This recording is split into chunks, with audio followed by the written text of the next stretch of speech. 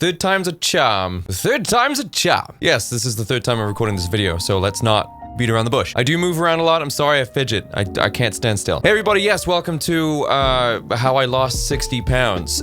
Caloric Deficit. Thanks for coming. See you later. Still here? Cool. So I'm gonna assume that is because you want to hear me talk more about the ins and outs. Spoiler alert, it's really not that complicated.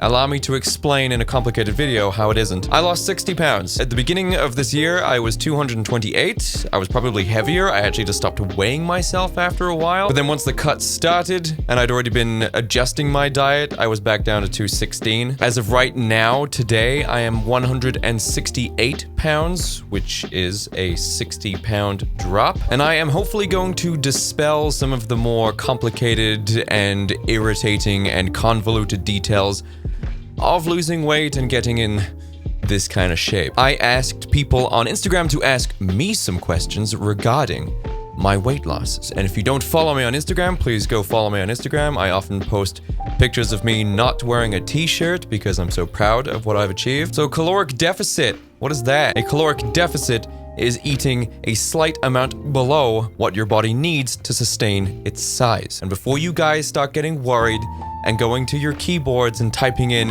"Isn't that an eating disorder?" No, it's not. If anything, you should be far more afraid of overeating, considering that's one of the biggest causes of heart disease, which is also one of the biggest causes for death these days. So you should be far more afraid of eating way too much.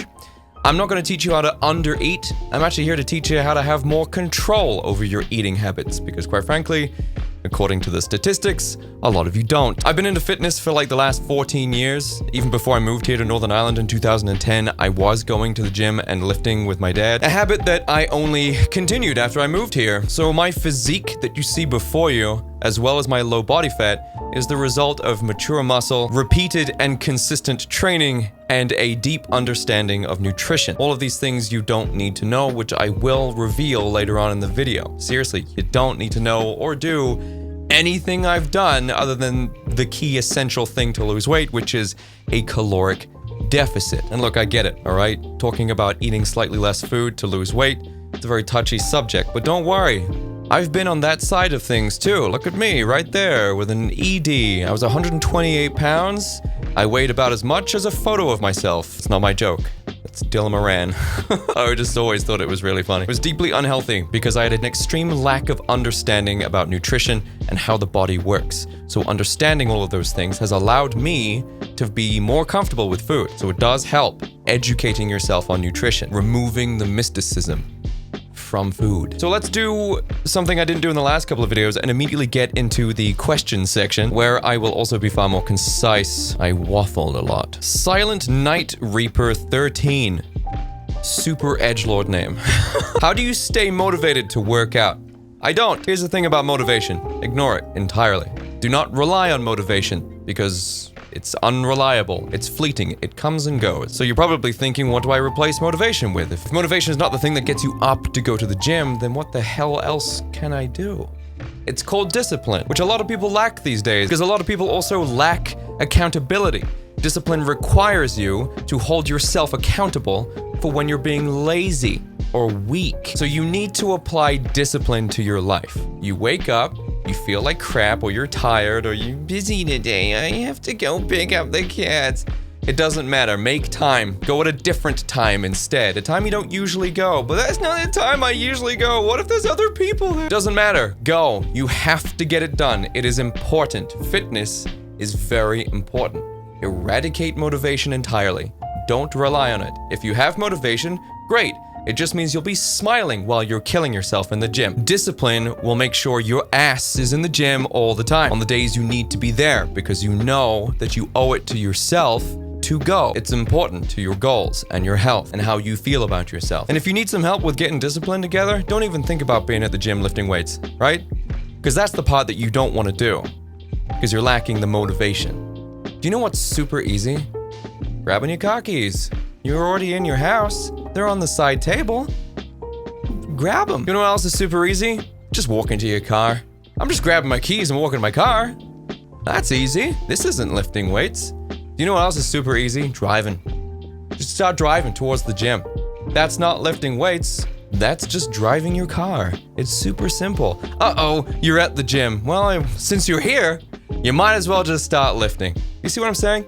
If something is so overwhelming to think about, then just break it down. Just grab your keys, put on your gym stuff. That's all stuff in your nice warm house. You don't have to go anywhere for that. It's super simple. Oh no, I'm just driving. I'm just driving towards the gym. Oh, I'm at the gym. I might as well do my workout while I'm here. See what I mean? Break it down. Minimize each step, and you'll find it's a lot easier to do pretty much anything. I don't want to go to the courthouse to face my wife, who's gonna take everything from me. Then just grab your keys, get some clothes, just jump in the car. You're just going for a drive towards the courthouse. That's all.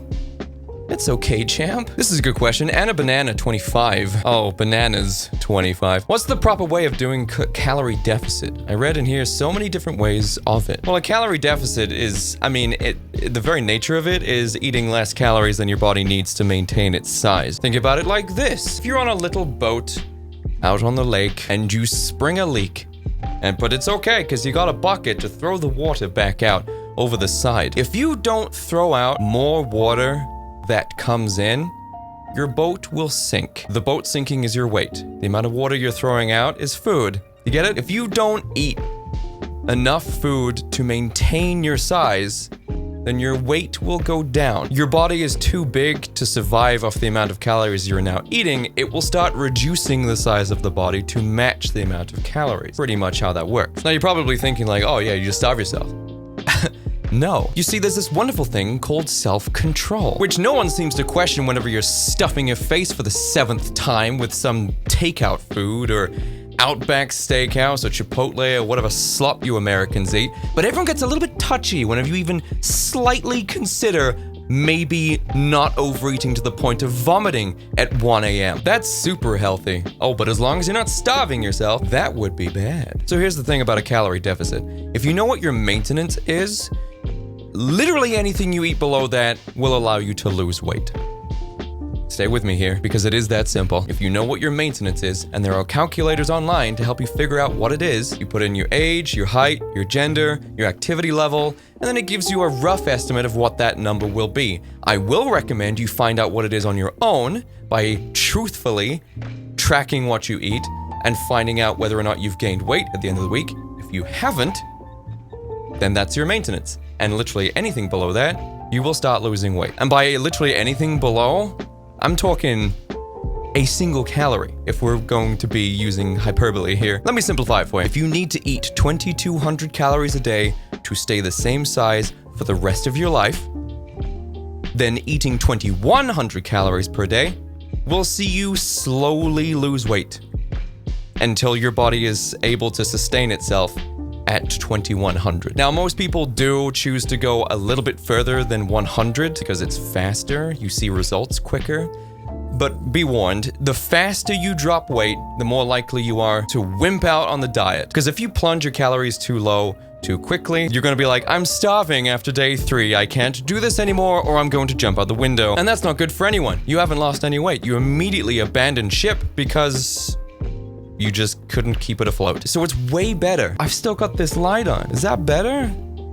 I still have the overhead light on. So it's way better to choose a far more sustainable level of calorie deficit to stay in. Now, some people go to 300 to 400, some people do 500. Now, there is no healthy recommendation out there that you go below 500. In bodybuilding, 500 is about as far as they will say you should go. That's about the limit of healthy deficit. Anything beyond that, then you're either going to be losing muscle as well, your energy levels aren't going to be great, and you're more likely to feel starving all the time, which is then going to lead to you breaking the diet and going back to what you were eating before. So find out what your maintenance is, pick a sustainable deficit below that, and stick to that until you reach your goal weight. And contrary to what people say online, weigh yourself every day because your weight fluctuates all over the place. So it's better to have a running average per week that you can run off instead of just once per week, because you may have been fluctuating up on the day that you weighed yourself. So you're like, I've not gained or lost a single pound depending on what my goals are. But no, it turns out you probably were the weight you wanted to be the day before, but you've gone up on the day you decided to weigh yourself. So weigh yourself every day. get an average. Now, what is important is to make sure you know how to get yourself off of a cut, but no one's asked any questions about how to do that, so I'm not going to tell you. But if you do want some more help on how to do any of this fitness or diet related stuff, then go and check out Jeff Nippard or Dr. Mike Israetel. I get most of my information from these two dudes, and not only do they offer nutritional advice for achieving your goals, they also give you fitness advice as well for how to shape your body. Moving on. Little Mike 93, do you watch your daily calorie and or carb other macro intake? So here's the thing, carbs are not the enemy. The reason why they say that carbs are the enemy are for two reasons. Number one, carbs are responsible for your body retaining water. And number two, carbs are also responsible for sneaking in a lot of fat into your diet. There are ways that you can get what they call lean carbs, which is just a carbohydrate source or a food source that is just lean in carbs and nothing else. But you need carbs. It's your energy source. The Atkins diet was successful for one reason, and that is because it worked. Or at least it's what people think was it working. The Atkins diet told you to stay away from carbs. A lot of diets tell you to stay away from carbs. Keto tells you to stay away from carbs. If you do not have enough carbohydrates in your body is unable to maintain its water weight, which means you piss it out really quick. And when you drop water weight, it looks like you've lost weight on the scale, but you actually haven't. You've just pissed out your water weight, which is why everybody thinks that the keto diet and the Atkins diet and all these other low-carb diets work. They're like, I lost like 20 pounds in a week. That's impossible unless you were pissing out water weight like there's no tomorrow. You can't lose muscle or fat so fast that you lose 10 pounds in a week. It was all water weight, okay? You might look a little bit slimmer because there's less fluid around certain areas, but ultimately, you are still the same person biologically, sans some water. Carbs are important, and when it comes to macro counting, which are these things, they are responsible for all of the calories found in food. Seriously? Food has calories because of these three things and nothing else. Protein is 4 calories per gram. Carbohydrates, the same. The difference is fats is 9 calories per gram, which is why things that are healthy are marketed as fat-free, or the way to get things healthy is by removing the fat, because fat can really kick up the calories pretty quick. And fat can be found in a lot of carby sources as well. They're usually tandem, they come together and they screw everything up like donuts and chocolate. All the fun things that have carbs in them also have a lot of fat, which is why they're so high in calories. So I track all three. For muscle gain, for recovery, for energy levels, for backup energy, I track all three to make sure that when I am cutting, I'm maintaining as much energy as I can so I can work out hard and last all day. That I'm recovering fast enough between workouts.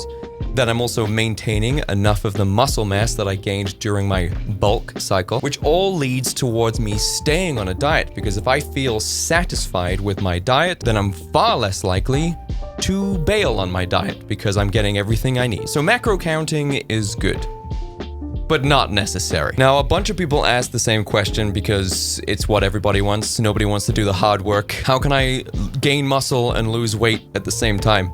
I am going to tell you something that's going to save you a lot of time.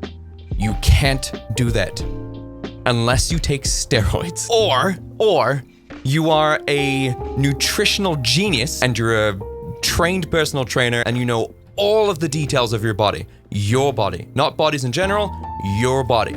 You understand it really well, which I'm guessing almost everyone watching this does not. You need to get your body's details down to a numerical, mathematical science. You need to know exactly how many carbs you need to make it through the day and a workout. You need to track your workouts, how much weight you're lifting, what exercises you're doing. You need to make sure you're going on the days you are meant to be going. It is a very, very difficult scientific process. Unless you're brand new to lifting, in which case there's a wonderful thing called Newbie Gains and your body will explode, react so potently to exercise because your body wants to exercise. This whole thing, your arms, your legs, your organs, everything is a life support system for your brain. That's literally all it is. All of this is to keep this going. Quadriplegic, blind, diabetic, you've lost all of your organs, you're on life support. As long as your brain is still working, you're clinically still alive. Brain dead? Gray area. But the organs are still working. Doesn't matter. Brain dead. But your body is very, very well adapted to being fit. That's why we're shaped the way we are. I'm waffling again. You can't lose fat and put on muscle at the same time, unless you absolutely know the ins and outs scientifically, biologically, with certificates and qualifications, and you've been training for several years and you know exactly what you're doing, which none of you do.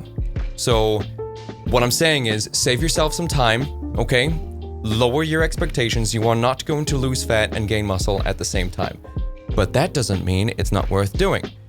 Just going to the gym, exercising, eating slightly better is going to make you look and feel better.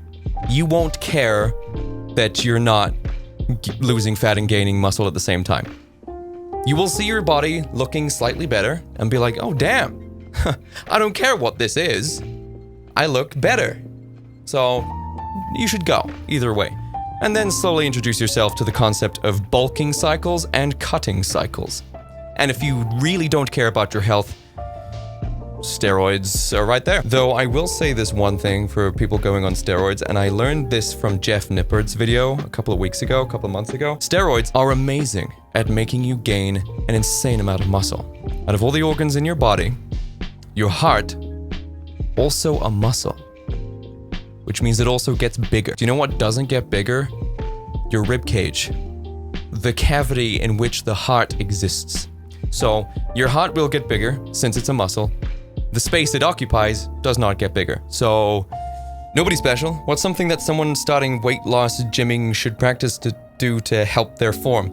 Luckily for you, there is a myriad, a plethora, a cornucopia of free fitness advice on the internet from trained professionals who have degrees. Some of them have PhDs, all sorts of qualifications and education, formal education on how to do all of these things correctly. People who have trained celebrities.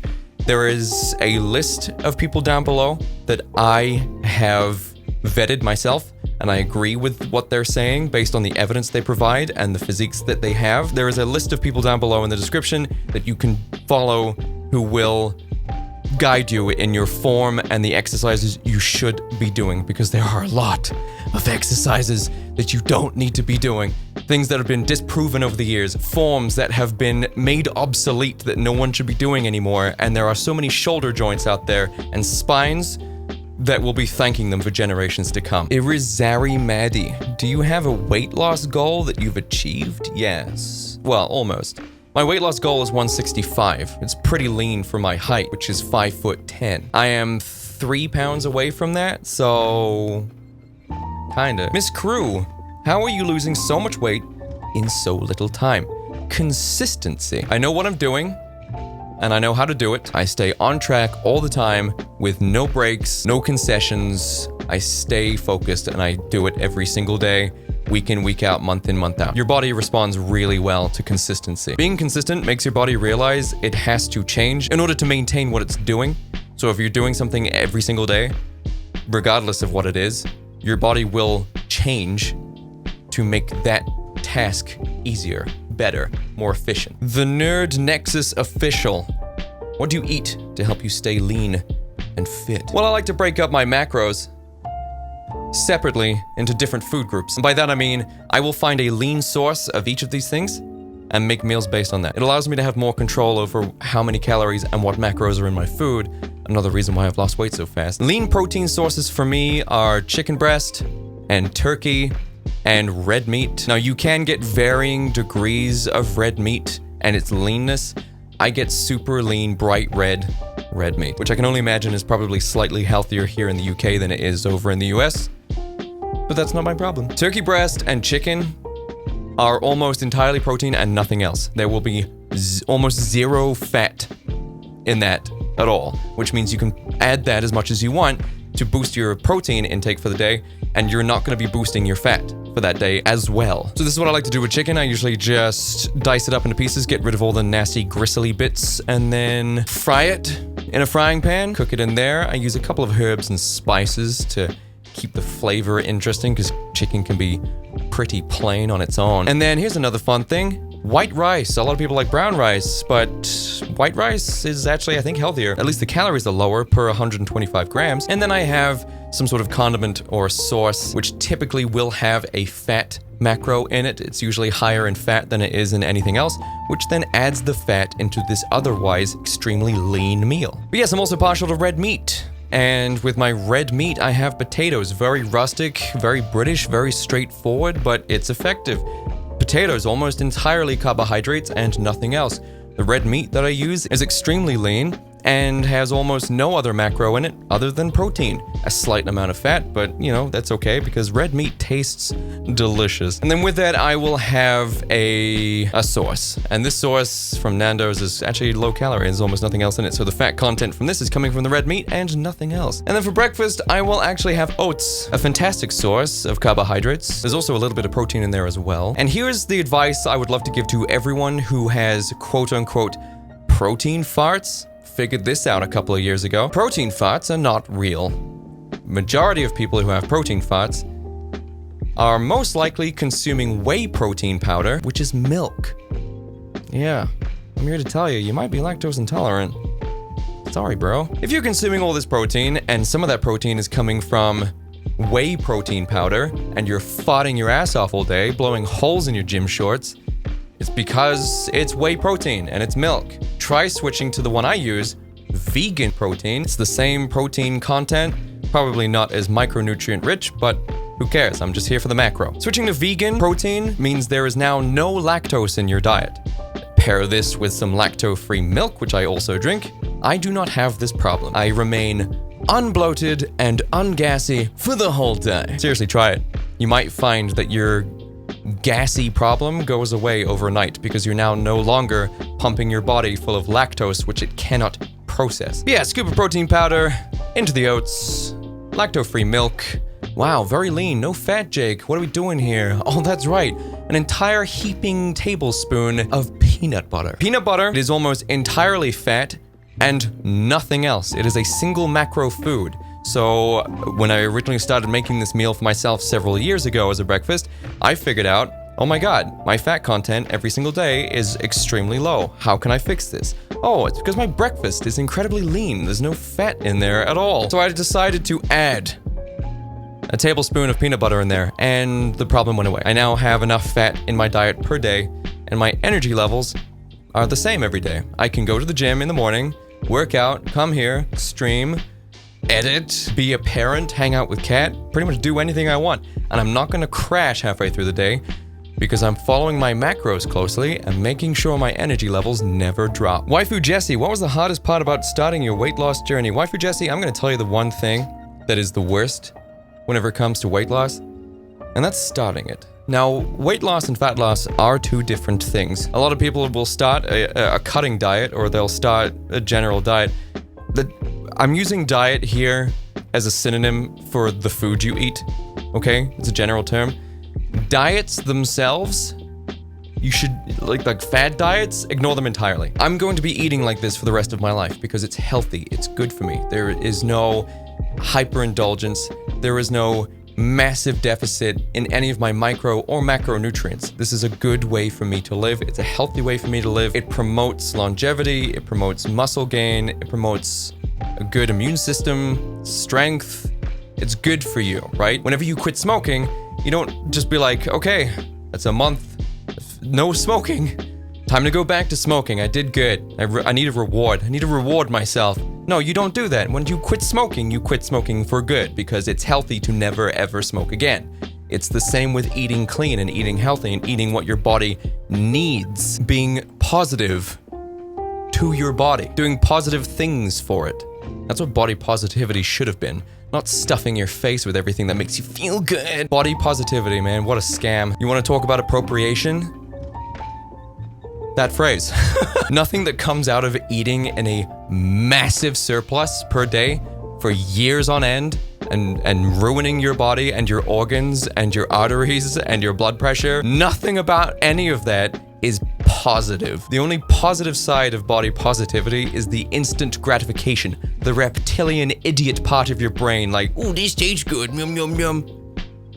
Congratulations, you have no self-control. I keep waffling, man. But no, your body does adjust to the lesser calories. You don't feel like shit the entire time, right? It's like going to the gym and lifting weights and your body hurts and you're like, oh my God, is it like this for the rest of my life? No. Once you start training for a while and your muscles mature and your body adjusts to the new exertion that it has to do consistently, your body will then start recovering better, especially if your diet's good. Your muscles will not be sore every single time. The same way you will not feel as crap as you do at the beginning of a cutting diet or a weight loss diet or a fat loss diet. So the worst part is the beginning, when you still look like shit, but now because your body is hungry, you now feel like shit.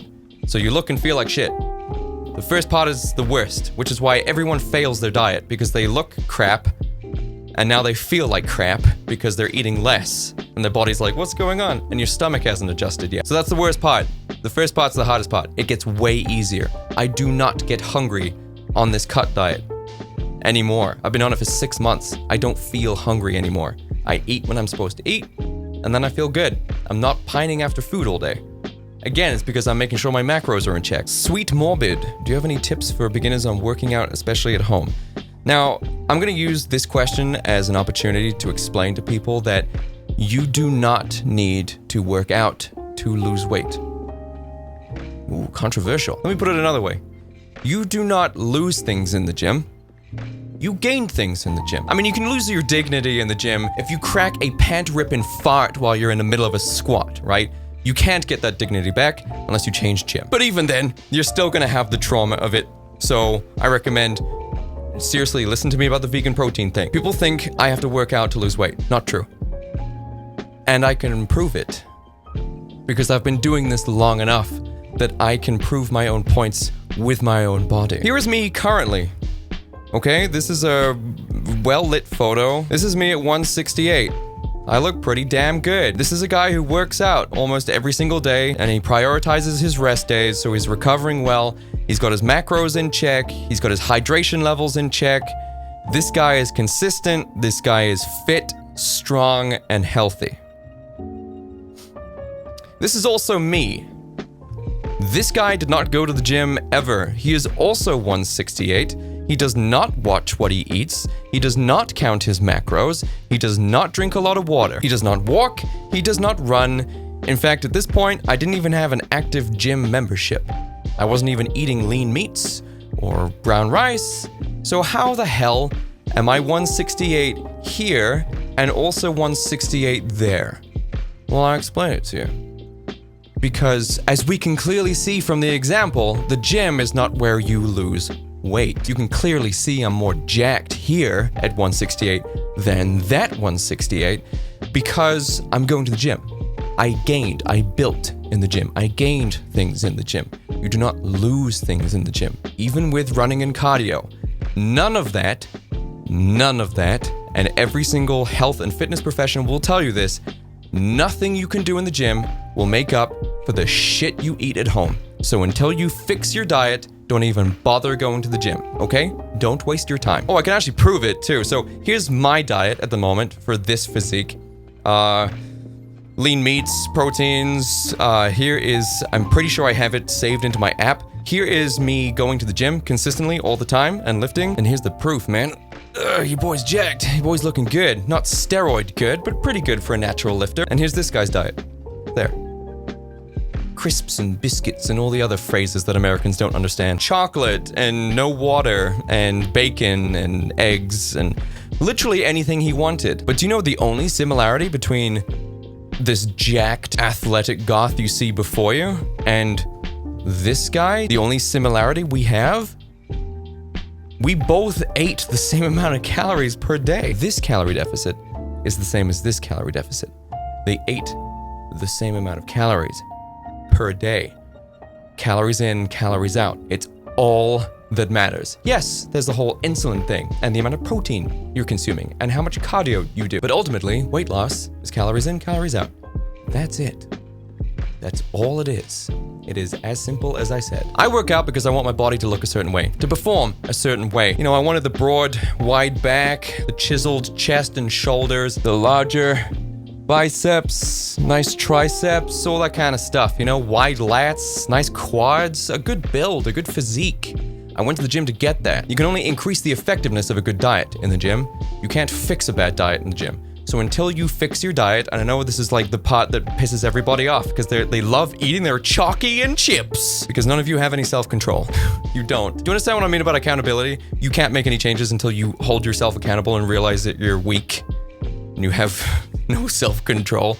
Until you realize that, nothing will change. You're responsible for being where you are. You are. And until you stop making changes, nothing will change. No one is going to come into your house and tell you to eat less and to go to the gym. You have to do that yourself. Oh, but I'm just waiting until I can afford a personal trainer. Waste of time and money. Don't even bother. Don't even bother. What happens when you can no longer afford the PT? You're just gonna stop going? No, you have to hold yourself accountable. A PT is just gonna show you everything that the internet already has for free. They are not gonna hold you accountable and responsible for eating clean and going to the gym. You have to do that. You can pay for any nutritionist and personal trainer that you want. It doesn't matter. Until you are willing to make the change yourself, no one's going to be able to do anything for you.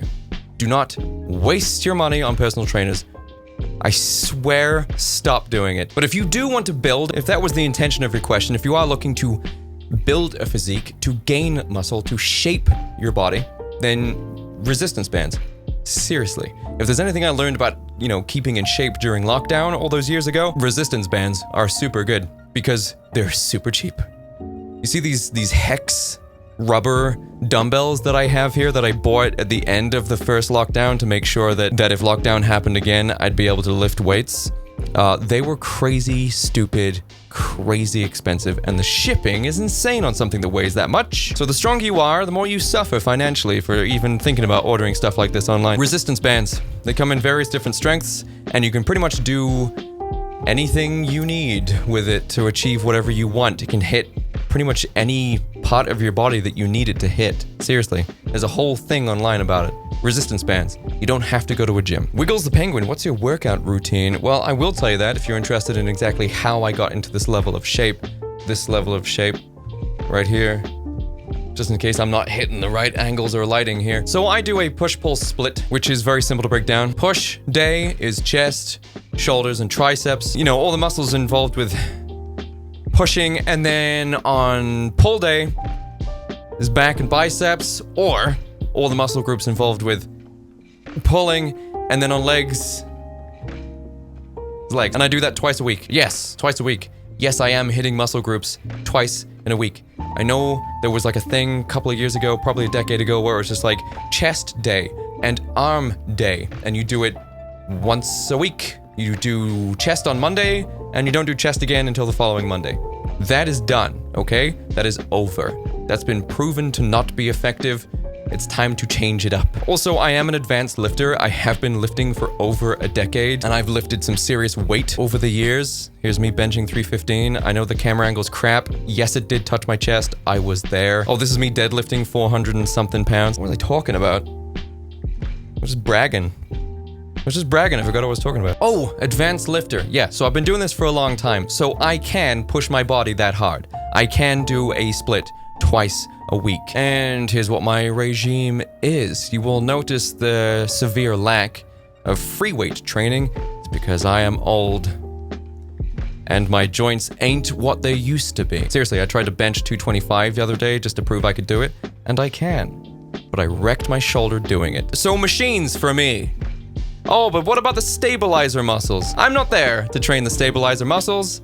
I'm there to get results. I prioritize incline, and I use the incline bench machine to primarily hit the upper chest. The reason why I've started doing that is because Jeff Nippard and Mike Israetel have both shown evidence to prove that the upper chest, while also being the most alpha muscle on the chest, but it's also proven to be the part of the chest that if you're training it, will actually also train the rest of the chest as well, as opposed to a flat bench and a decline bench. Then I will do a flat bench, usually on a machine, but I have started using dumbbells. I will do a flat or mid-chest workout with a benching exercise, either with a sitting machine or with a pair of dumbbells on a bench, which is what I have started doing recently. And then to wrap up, I will either do incline flies on the cable machine for just a little bit of extra upper chest stimulus, or if I'm feeling a little bit delicate that day, I will just go straight over to the chest fly machine, which I do either way, which is another good way to build size and separation in the chest. Then for the shoulders, there's really only 2 exercises I do for these, but the exercises I do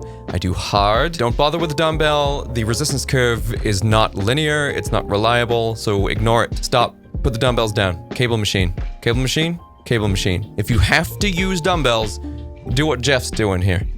It makes the resistance curve far more linear. Cable machine. And as you can see from the video clip here, I am not starting from my hip and moving it up to the side.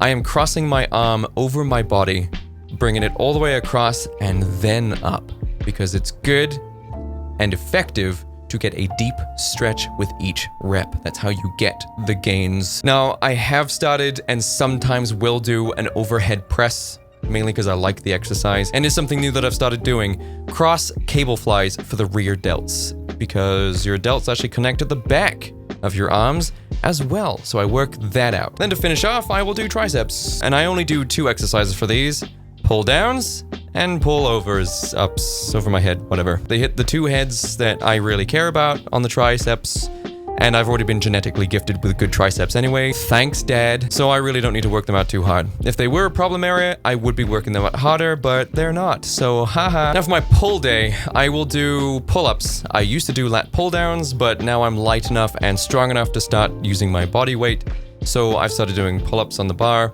again, using straps. Now, some people might be in the comments section being like, hey, wrist straps, that's cheating. You shouldn't be training your grip too? Well, let me tell you something, numbnuts. You will never truly train your back as hard as it can be trained, because your grip, no matter how hard, will always be the weakest link in a pull exercise. Why hinder your back exercise for the sake of pride? It's good to use your forearms and your natural grip sometimes for some pull exercises, which I do, but for the sake of actually getting a strong and deep exercise for your back, eliminate your grip. Then I'll do seated rows on the cable machine. This is where I use my natural grip and not my wrist straps, as previously mentioned. Now I go hard on these 2 things. Yes, they both hit lats, relatively different parts of the lats, but they both do, and they both have different types of resistance, or at least to me they do. Then I'll do a lying chest-mounted row.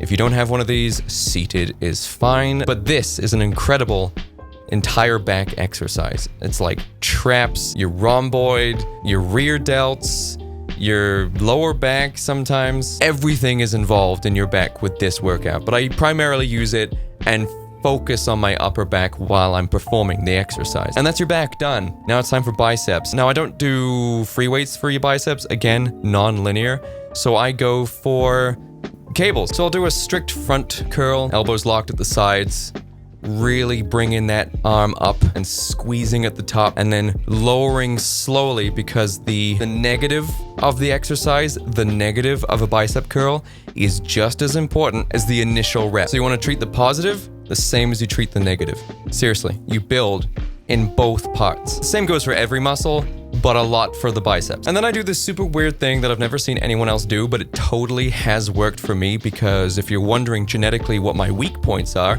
my biceps are, so I train them really hard to fix that. Now I can't remember what these are called. The names are on the screen, I had to research them, but I think maybe deficit curls, where I have a bench and my arms right behind me and I pull from a stretched position. And for me, this allows me to hit more of that peak sensation on my bicep. I know it's hard to understand, but try it. Seriously, I dare you. And that's my pull day. I don't really do too much. I don't really need to do too much because I've been genetically gifted. I gain muscle very, very fast. I am not a hard gainer. That's my genetics. Let's move on to legs. Now, legs are the same every single time. I squat heavy, or at least as heavy as I can manage, for about 2 to 3 sets. Then I'll move on to the hack squat, which is just more isolated from my quads, the way I've positioned my feet and my knees. Again, another 2 to 3 sets. These are my heavy working sets and not so much my higher rep hypertrophy stuff. And then I will finish off my quads, the front of your legs, using, for me, a maxed out leg raise, because I'm just so insanely powerful, or because I have insanely short legs. Thanks, Dad. Appreciate it. Cheers, bro. Yeah, maxed out leg extension machine. to really isolate the quads after the compound exercises I've just done, specifically target them and exhaust them. I need to be nearly puking at the end of this. And then for the final workout, I will then do lying leg curls, which is lying on your little tum-tum and then doing leg curls. So for the hamstrings, for some really tight Dragon Ball Z looking hamstrings. Your hammies, dude. And that's my workout. That's what I do. That's how I gain, build, not lose. All right, I'll answer these last two super fast. The Wonder Boy Lewis, what's your diet plus favorite cheat meal? Well, I've already gone over my diet, but I will tell you, I don't do cheat meals. Ever. Think about it like this, because no one ever does. And it blew my mind when I thought about it like this. Everyone thinks about their diet per day. They think about their calories per day. Like, that was a good day. So tomorrow I get to eat more. Because I was so good today. Stop immediately what you're doing. Instead, think about it like this. Think about your calorie intake per week. Is it still good? If it's not, you've got some adjusting to do. Here's why I don't do cheat days and cheat meals. Monday to Friday, let's say. Super clean. Look at you. Eating in a caloric deficit. You're doing so well, so amazing. But it's only because you feel like you deserve a reward on Saturday, right? You're only doing this because of Saturday. Well, Saturday rolls around. And because you've not been counting your macros, or because you've been so excited for Saturday, you have a big blowout. And especially in America, you can hit huge numbers like 4 to 5, even 6,000 calories in a single day. Uh-oh, you've just ruined your entire average. That's okay, maybe you can save it on Sunday. Oh no, because it's so difficult to psychologically recover from a cheat day. On Sunday, you're like, screw it, I'll start again on Monday because human beings are crap, especially these days. So then, yeah, you've screwed Sunday as well, right? You don't care anymore. So you've got Saturday and Sunday where you have just eaten whatever the hell you want. And now Monday to Friday, doesn't matter because you have been waiting to have a big blowout. On Saturday and Sunday, you've eaten more than you even usually would if you weren't even watching what you were eating. So you've ruined the average. And then on Monday, you're like, oh man, I need to get back into it. I'll ramp into it. We'll ease into the healthy food. So you have like a crap breakfast and then you eat healthy at the end of the day. Monday's still not looking good, right? So Monday has now joined the boys here on Saturday and Sunday. He's one of the lads. He's now also a bad egg. So then you actually go back to your diet on Tuesday, and by then, it doesn't matter. You've just ruined everything on the weekend. No cheat days, no cheat meals. Oh, I know.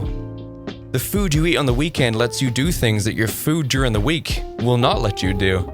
Yeah, your little diet on the side on the weekend, oh yeah, she's crazy. She'll let you do whatever you want. Nothing's off the table.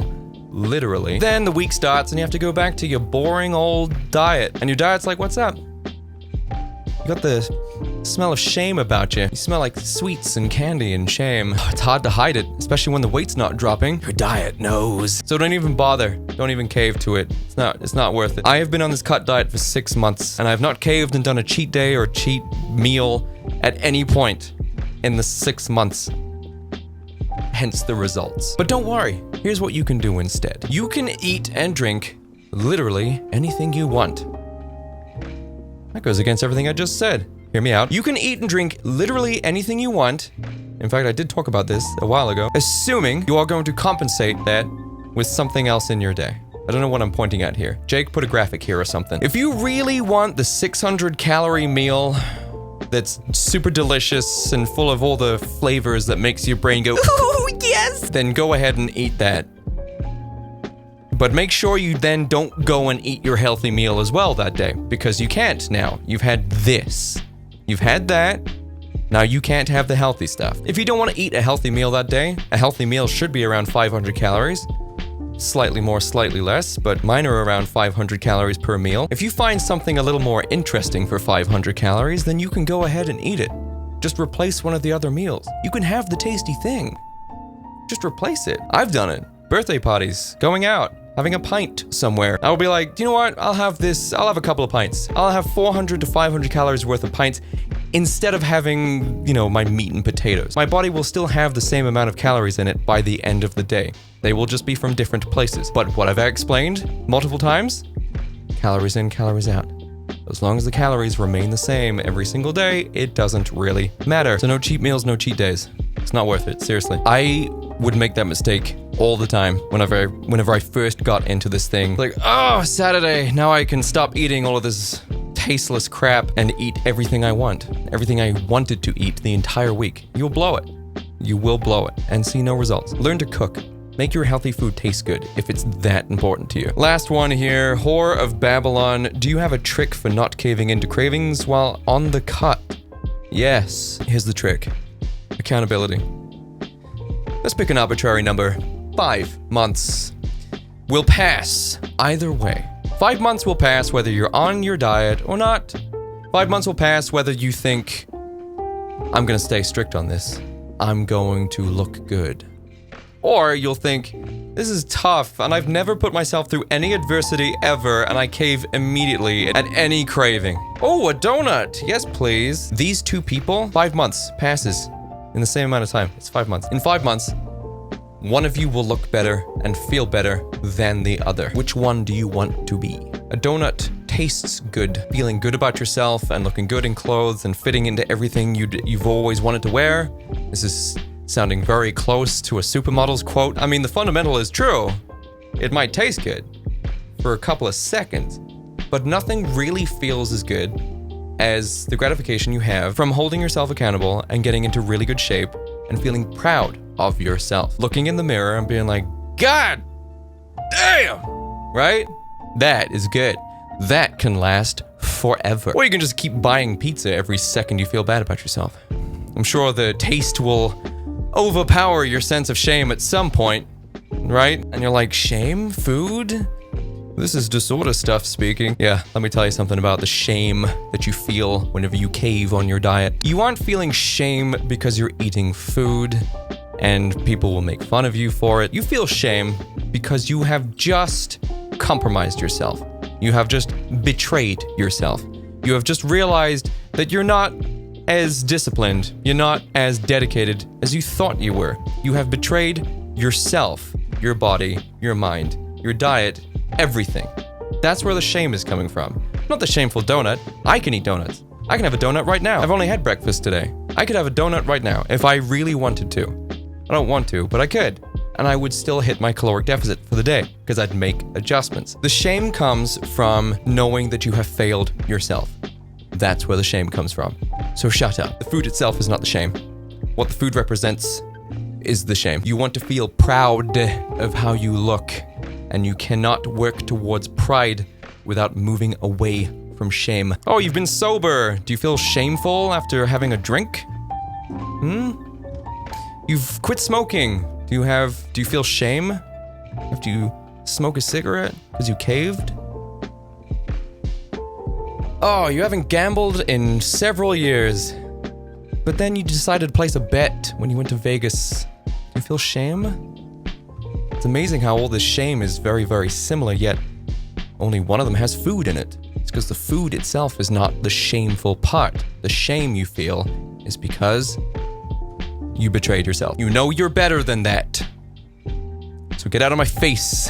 Anyway, guys, I am 3 pounds away from my goal weight. You won't tell the difference. It's 3 pounds, but I will, and I will soon start ramping off of the cut diet. I will explain how you do that. You add 100 calories per week until you're at your maintenance calories, because when you're on a cut, things do drop. Like your waistline, but also your test levels and your metabolism. These things also drop. Not great. So it's good to slowly ramp into eating caloric maintenance, because if you wake up one day and think, I'm gonna eat 500 calories more because technically that's my maintenance, your metabolism is not going to match your enthusiasm for the amount of food you want to eat. So it's good to slowly ramp up to it and allow your body to adjust to the new level it's going to be at. But once I get to my caloric maintenance, I will be at that maintenance and tracking my maintenance for the rest of my life. I am not doing a bulk cycle anymore. I feel like shit. I look like shit. It was worth it. I'm at a low body fat with a decent amount of muscle. I do look pretty good, and I'm still pretty strong, even on a deficit. My strength will go up when I go to maintenance, but I don't like the way that I look when I'm on a bulk, especially a dirty bulk as big as I got. It sucks. Not doing that again. I've put on as much muscle as I think I'm going to want. If I want any more, then I'll just wait until my 40s and I'll go on TRT. I'll probably have to be on it anyway, because that's aging. Look, women get menopause, men get manopause. So yes, thank you guys so much for tuning in this video. Hopefully you learned something. If you were in any way offended by some of the terminologies I use, shut up, don't care. Go to a forum and complain about it there. More people need to hear the harsh truth. More people need to hold themselves accountable. And if anything I've said has offended you, then maybe you're not going to be able to make any changes to your life, because you hold other people responsible for your own actions and your own feelings, even though you're actually responsible for that. You're offended? That's your responsibility. What do you want? Sorry? What else? What else is there? All right, I had a great day today because I made it a great day, and I'll see all of you in the next video. Goodbye, everyone.